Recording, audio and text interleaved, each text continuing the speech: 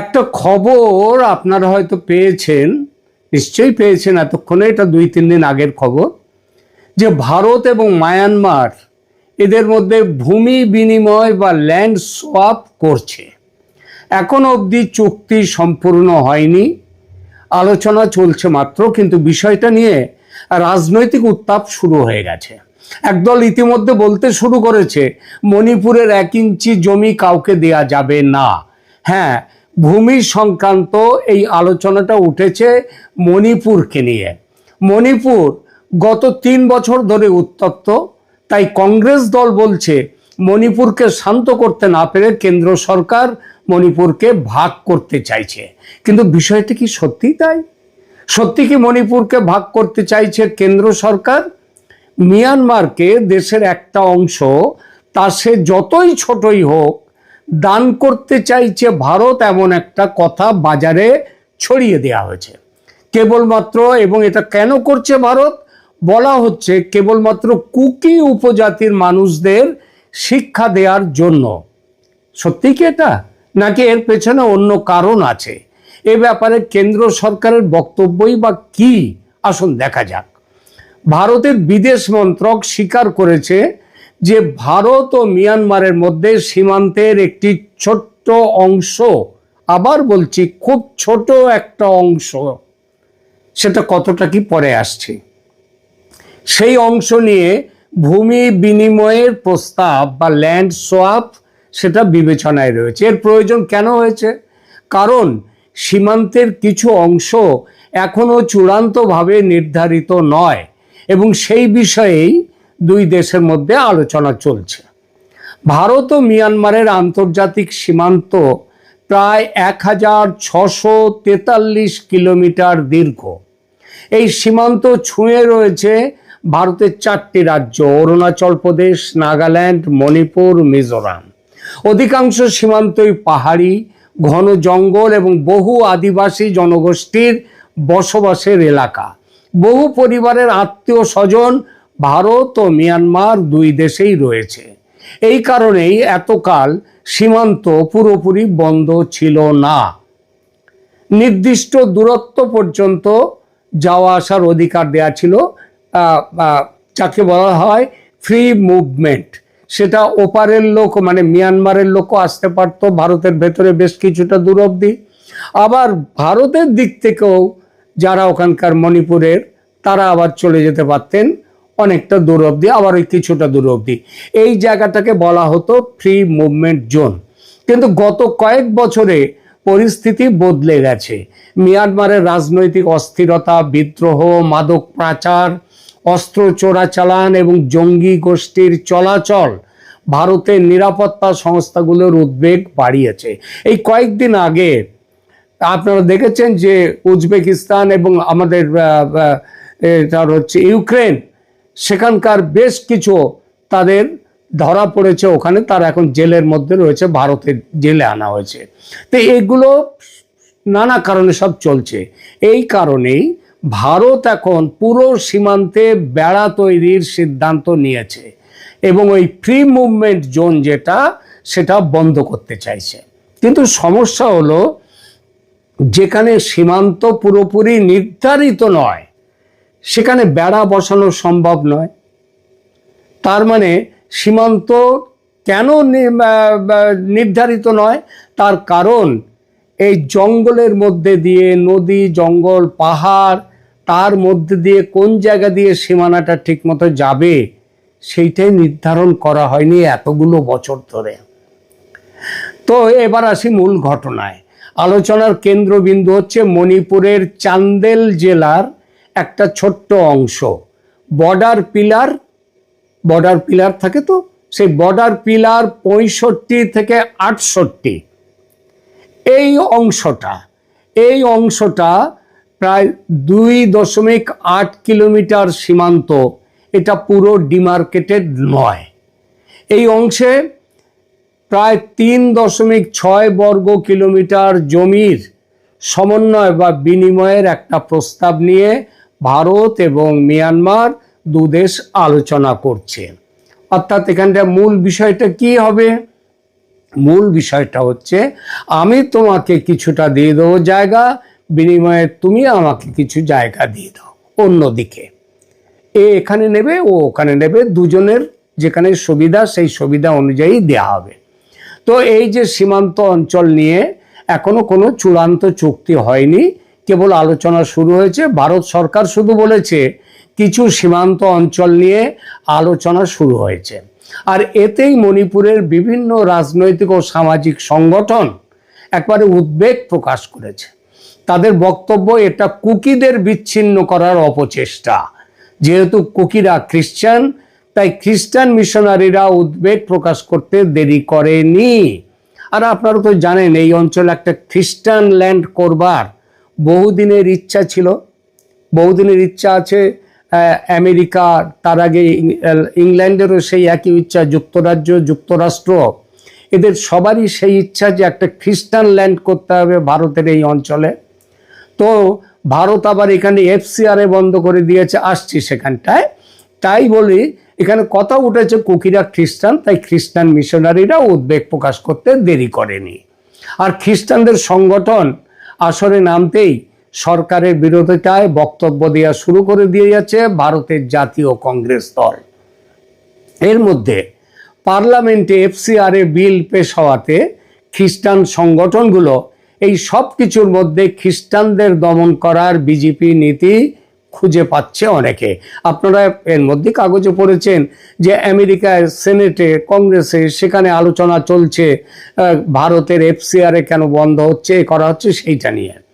ভারত সরকার 2024 সাল থেকে ভারত মিয়ানমার সীমান্তে ফ্রি মুভমেন্ট রেজিম বা অবাধ সীমান্ত চলাচলের পুরনো ব্যবস্থা ধাপে ধাপে বাতিল করার সিদ্ধান্ত নিয়েছে। তো আগে সীমান্তবর্তী উপজাতির মানুষ বিশেষ অনুমতিতে সীমান্তের দুপাশে নির্দিষ্ট দূরত্ব পর্যন্ত যাতায়াত করতে পারতেন। এখন নিরাপত্তার স্বার্থে যাতায়াত করতে গিয়ে তারা কি করতেন, তারা নানা রকম ভাবে, এই যেমন ওই ইউক্রেনের যে যারা তারা ধরা পড়লো কোথায়, তারা ভারতে এসছে, ভারত থেকে ওখানে গেছে, ওখানে যাওয়ার পর সেখান থেকে মিয়ানমারে গিয়ে ড্রোন সাপ্লাই করে এসছে, এত সব করেছে। তার মানে বুঝতে পারছেন কি ভয়ঙ্কর কাজ চলছে সেখানে। তো সেই এখন নিরাপত্তার স্বার্থে এরা যেহেতু নানা রকম, তারপরে তো ড্রাগ ট্রাফিকিং ইত্যাদি সব কিছুই তো আছে, তো এর জন্য বড় পরিবর্তন আনার কথা ভাবছে, মানে সেই পথে এগোচ্ছে ভারত। মণিপুরের খ্রিস্টান ও কুকিরা এইটা নিয়ে ক্ষুব্ধ আগে থেকেই। তার উপর মণিপুরের জমি, এখন এই অঞ্চলের জমি মিয়ানমারকে দেওয়ার প্রস্তাবে ক্ষোভ তুঙ্গে। সবাই চিৎকার করছে মণিপুরের জমি অন্য দেশকে দেয়া চলবে না। এই কথাটা একেবারে ডাহা মিথ্যে। তার কারণ জমি দান করা হচ্ছে না, বিনিময় করা হচ্ছে। অর্থাৎ এই জায়গায় আমি তোমাকে দিচ্ছি 10 বিঘে জমি, কথার কথা, আর তবে ওই জায়গায় তুমি তোমার জায়গা থেকে আমার কাছ থেকে 10 বিঘে জমি নাও। মানে আমি এখানে দিচ্ছি তোমাকে, তুমি ওখানে দাও আমাকে, এই রকমই ব্যাপার। একদিকে দেয়া হবে আর একদিকে নেওয়া হবে। অনেকটা বাংলাদেশের সঙ্গে ছিটমহল চুক্তি কার্যকর করার মতো 2015 সালে যেটা হয়েছিল। বাংলাদেশের সঙ্গে ছিটমহল চুক্তি ছিল অনেক বড় জটিল ব্যাপার, মণিপুরে তা নয়, সেই তুলনায় অনেক ছোট। সুতরাং যারা গেল রব তুলছেন তাদের উদ্দেশ্য স্বাভাবিক নয়, রাজনৈতিক। কিন্তু ভারত সরকার কেন বিষয়টা নিয়ে এত ব্যস্ত, আগেই বলেছি তার কারণটা। প্রথমত সীমান্তের বিতর্কিত অংশ চূড়ান্তভাবে নির্ধারণ করা সহজ হবে। দ্বিতীয়ত সীমান্তে বেড়া নির্মাণ দ্রুত শেষ করা যাবে। তৃতীয়ত মাদক, অস্ত্র এবং অবৈধ অনুপ্রবেশ নিয়ন্ত্রণের সুবিধা হবে, সেগুলো নিয়ন্ত্রণ করায়। চতুর্থত সীমান্ত নিরাপত্তা বাহিনীর নজরদারি আরও কার্যকর হতে পারে। অনুপ্রবেশের বিষয়ে ভারতের এখন জিরো টলারেন্স। এটা শুধু বাংলাদেশের জন্য নয়, সর্বত্র। এটা শুধু অনুপ্রবেশ রুখে দেয়া নয়, সঙ্গে আছে জঙ্গিতন্ত্র রুখে দেয়া, বহিঃশক্তির আক্রমণ থেকে সতর্ক হওয়া ইত্যাদি। ভারত এখন শুধু সীমান্ত পাহারা দিচ্ছে না, ভারত পূর্ব এশিয়ার সঙ্গে যোগাযোগ বাড়াতে act east policy, India Myanmar Thailand trilateral highway, আবার বলি কারা, India Myanmar Thailand trilateral highway, 3 দেশের হাইওয়ে। এছাড়া আছে কালাদান মাল্টিমোডাল প্রকল্প, সেই উদ্যোগও ভারতের প্রচুর অর্থ বিনিয়োগ হয়েছে। এই সব প্রকল্প সফল করতে একটি স্থিতিশীল ও সুস্পষ্ট সীমান্ত ভারতের জন্য অত্যন্ত গুরুত্বপূর্ণ, আর ভারত কিন্তু সেটাই করতে চলেছে। আর অনেক সময় দেখুন, মানচিত্রে যে একটা রেখা, ম্যাকমোহন লাইনের মতো একটা রেখা দেখাই যায়, বাস্তবে সেই রেখা দেখা গেছে হয়তো পাহাড়, নদী, জঙ্গল, মানুষের বস্তি তার ভেতর দিয়ে চলে গেছে। অর্থাৎ সেই মানুষের বস্তির ওখান দিয়ে গেলে, তার মাঝখান দিয়ে গেলে তার একটা অংশ পাশের দেশে, একটা অংশ এদেশে, এই তো হয়। ফলে নানা রকম অসুবিধা হয়। আজকের সবচেয়ে গুরুত্বপূর্ণ বিষয়টি হলো ভারত ও বিনিময়ের মিয়ানমারের মধ্যে এই রকম অনেক জায়গায় ম্যাকমোহন লাইন যে চলে গেছে, সীমান্ত লাইন, সেই লাইন অনুযায়ী ডিমার্কেশনটা করা যায়নি এতকাল, কারণ জঙ্গল, পাহাড়, নদী করা যায়নি। এখন সেইটা করে নিয়ে দেখা যাচ্ছে যেখানটাতে কোনো রকমভাবে প্রাচীর দেওয়া সম্ভব নয়, যেখানে ঘেরা দেওয়া সম্ভব নয়, সেখানটায় বলা হচ্ছে তুমি এই জায়গাটা আমাকে দাও, এই জায়গাটা আমি রাখছি, ওই জায়গাটা আমি তোমাকে দিচ্ছি, ওই একই পরিমাণ জায়গা তুমি নিয়ে নাও। এইটাই ব্যাপার। এটা হচ্ছে পারস্পরিক সদিচ্ছা। এই আলোচনা শেষ পর্যন্ত ভূমি বিনিময় পর্যন্ত গিয়ে পৌঁছবে, নাকি অন্য কোনো সীমান্ত নির্ধারণের সূত্র বের হবে, সেটা ভবিষ্যৎ বলবে। কিন্তু এটা নিশ্চিত যে ভারতের উত্তর পূর্ব সীমান্ত আগামী কয়েক বছরে দেশের সবচেয়ে গুরুত্বপূর্ণ কৌশলগত অঞ্চলগুলোর অন্যতম হয়ে উঠতে চলেছে।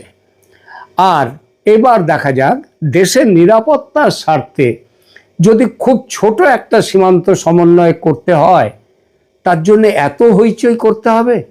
পৃথিবীর বহু দেশ এভাবে সীমান্তে ল্যান্ড সোয়াপ করেছে, ভূমি বিনিময় করেছে।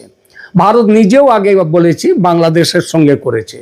সুতরাং যারা সমালোচনা করছে তারা রাজনৈতিক ধান্দাবাজির দৃষ্টিকোণ থেকে করছে। এদের বিরোধিতাকে আমল না দিয়ে সরকারের উচিত যত দ্রুত সম্ভব বিষয়টিকে চূড়ান্ত করা।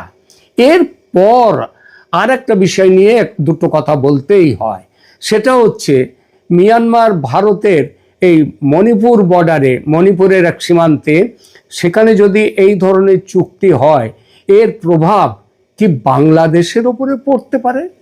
বাংলাদেশের ওপরে? বাংলাদেশ তোর কাছে পিঠে নেই, তাহলে বাংলাদেশের ওপরে কি পড়তে পারবে? আবার সেইটা দেখি এবার আদৌ কিছু পড়বে কিনা। দেখুন, উত্তর পূর্ব ভারতের সীমান্ত আরো শক্ত হবে।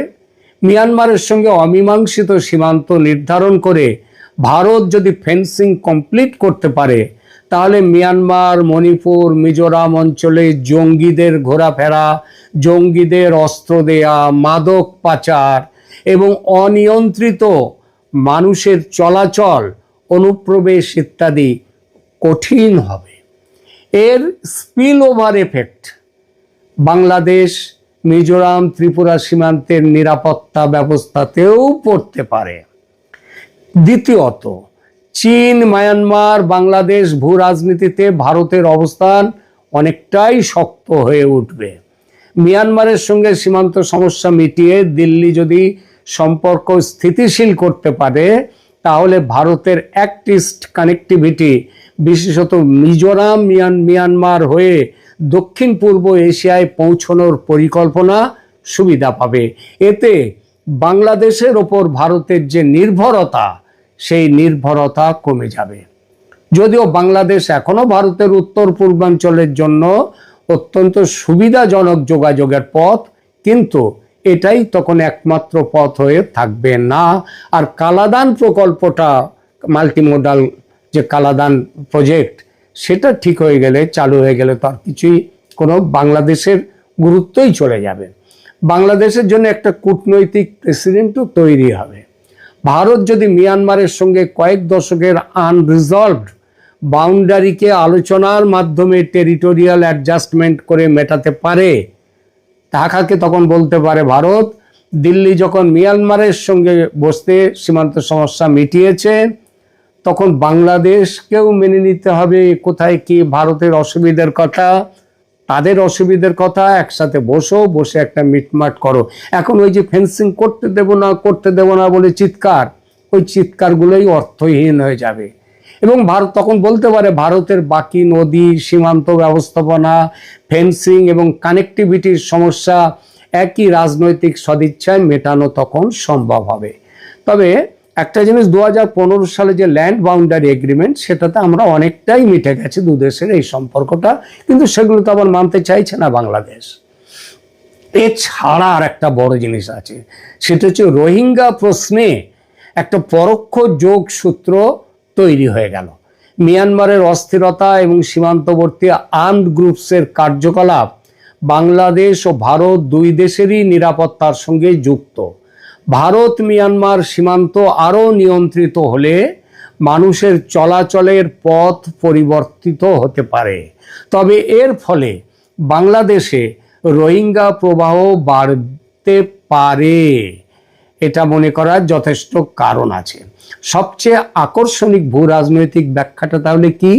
এটা বাংলাদেশের বিরুদ্ধে কোনো ল্যান্ড সোয়াপ নয়, কিন্তু ভারত তার পূর্ব সীমান্তকে ধীরে ধীরে সেটেলড অ্যান্ড ফেন্সড ফ্রন্টিয়ার, মানে কড়াভাবে যদি তাদের ফেন্সিং হয়ে যায়, তাহলে সেটা 2015 সালে বাংলাদেশের সঙ্গে স্থল সীমান্তে জট খুলেছে। এখন মিয়ানমারের অবশিষ্ট ডিমার্কেশন সমস্যার সমাধানের চেষ্টা হলে সেই বৃহত্তর বর্ডার ম্যানেজমেন্ট স্ট্র্যাটেজির অংশ, তার এফেক্ট পড়বে বাংলাদেশের ওপর। বাংলাদেশকে তখন ওই ভারতের সাথে বসবো না এই বলে না, তার নিজের স্বার্থেই ভারতের সাথে বসে মিটমাটের রাস্তায় আসতে হবে। এখনকার মতো এখানেই রাখছি, ধন্যবাদ।